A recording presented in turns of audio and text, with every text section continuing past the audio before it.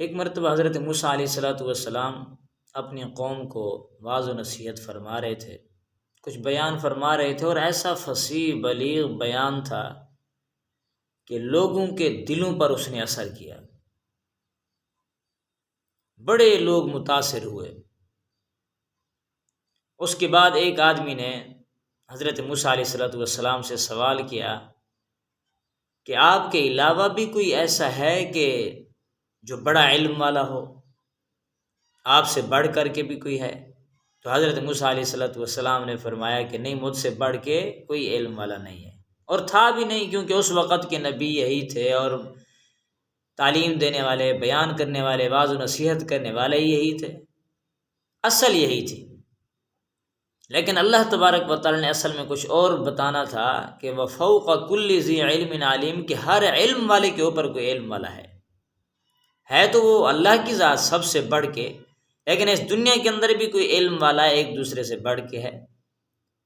تو اللہ تبارک و تعالیٰ نے حضرت موسیٰ علیہ السلام سے فرمایا کہ موسیٰ جاؤ اور فلاں جگہ، ایک جگہ بتائی فلاں سمندر کے کنارے، اور وہاں پہ تمہیں حضرت خضر علیہ السلام سے ملاقات ہوگی، وہ تم سے علم میں بڑھ کے ہیں، اس سے کچھ سیکھ کے آؤ۔ تو چل پڑے، اپنے ساتھ ایک ساتھی کو بھی لے لیا، غالباً اس کا نام یوشع تھا۔ اللہ سے پھر ایک نشانی بھی مانگی کہ یا اللہ کوئی نشانی، کوئی راستہ، کوئی پتہ تو چلے، میں کہاں پہ جا کے اس کو تلاش کروں۔ تو اللہ تبارک و تعالیٰ نے فرمایا کہ ایک مچھلی لے لو، اور مچھلی لے کر کے چلتے جاؤ راستے میں، جہاں پر وہ مچھلی نکل جائے، جس راستے کی طرف چلی جائے، وہیں پہ اس راستے پہ چل پڑنا ہے، اور وہاں پہ جا کے تمہیں ملیں گے۔ اپنے ساتھی کو ساتھ لے لیا، کچھ کھانے پینے کی اشیاء بھی لے لی، اور جہاں پر یہ رکے، ایک جگہ چلتے ایک جگہ رکے، وہ تھک گئے، ہار گئے، سو گئے تھوڑی دیر کے لیے۔ حضرت موسیٰ علیہ السلام تو آرام میں تھے، اتنے میں وہ مچھلی نکل کے راستے سے، جس راستے میں جا رہے تھے، تو پانی پہ وہ چل پڑی، ایک راستے پہ پانی پہ وہ چل پڑی۔ تو انہوں نے کہا اچھا، حضرت موسیٰ علیہ السلام اٹھیں گے، جاگیں گے، پھر میں ان کو بتا دوں گا۔ حضرت موسیٰ علیہ السلام اٹھے اور اٹھ کر کے چل پڑے، ساتھی بھی چل پڑا، اسے ذہن سے بھول گیا، اتر گیا کہ میں نے ان کو کچھ بات بھی بتانی تھی کہ مچھلی تو اس راستے پہ چلی گئی ہے۔ اب حضرت موسیٰ علیہ السلام چلتے تھک ہار گئے، بھوک لگنے لگی۔ حضرت موسیٰ علیہ السلام نے فرمایا کہ اب لگتا ایسا ہے کہ ہمارا سفر فضول کا ہو رہا ہے، کیونکہ تھکاوٹ بھی ہو رہی ہے، بھوک بھی شدت کی لگ رہی۔ تو ساتھی کو پھر یاد آیا، کہنے لگے کہ ہاں جی، وہ ایک جگہ ہم ٹھہرے تھے پیچھے، تو وہاں پر جا کر کے مچھلی نکل گئی تھی، میں نے آپ کو بتانا تھا، بھول گیا۔ اب واپس آئے، دیکھا راستہ تھا، وہیں پہ گئی تھی، اور اس کے نشانات پڑے تھے، اللہ نے رکھ دیے جیسے بھی۔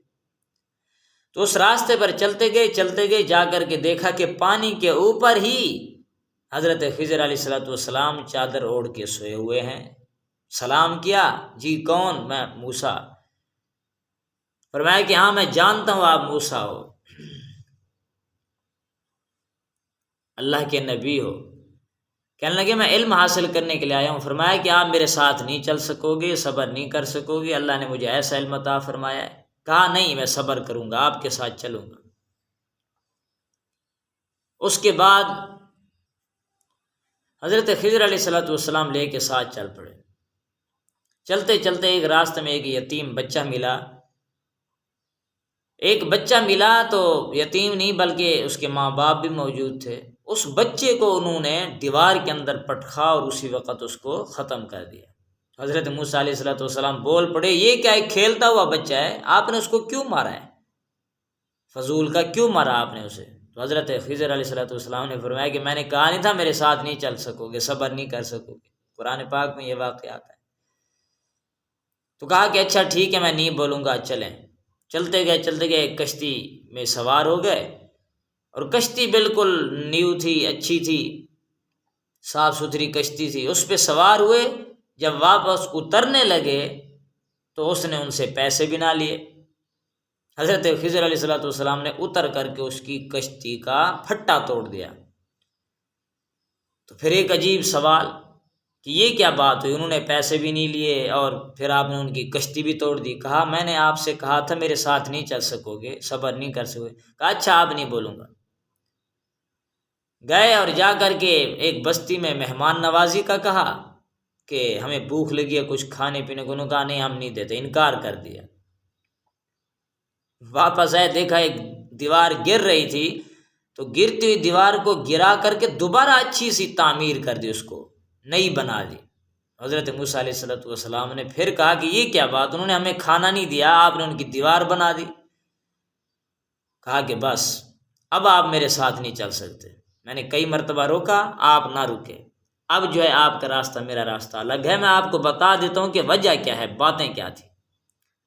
تو کہا کہ سب سے پہلی بات تو یہ ہے، میں نے جس یتیم بچے کو مارا تھا وہ بچہ اصل میں بڑا ہو کر کے نافرمان بنتا، ماں باپ کا بھی رب کا بھی نافرمان بنتا، اور یہ قتل و غارت کرتا، بڑا بدماش بنتا۔ اللہ نے مجھے تکوینی علم عطا فرمایا ہے، تو میں اس کے والدین کو بھی، اس بچے کو بھی ان بری سازشوں سے بچانا چاہتا تھا، اس لیے میں نے مار دیا، وہ بھی اللہ کا حکم ہے۔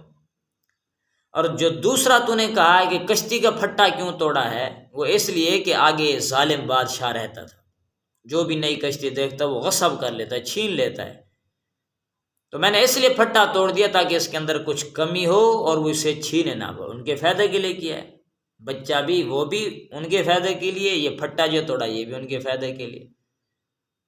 اور تیسرے نمبر پہ جو مہمان نوازی نہیں کی، میں نے ان کی دیوار بنا دی، وہ دیوار تو یتیموں کی تھی، ان کے نیچے یتیموں کا خزانہ تھا، اگر یہ دیوار بعد میں گرتی خزانہ دب جاتا تو میں نے دیوار سیدھی کر کے کھڑا دی تاکہ ان کا خزانہ بھی نہ دبے اور ان کی حفاظت ہو جائے اس کے مال کی۔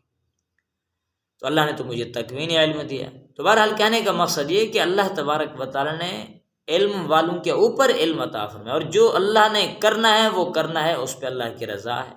اللہ کی رضا پہ انسان راضی رہے، کچھ تکلیف آ جائے، کچھ غم آ جائے، کوئی پریشانی آ جائے، تاکہ بڑی مصیبت سے ہم بچ گئے، اس چیز کو ذہن میں رکھے کہ بڑی مصیبت سے تم بچ گئے۔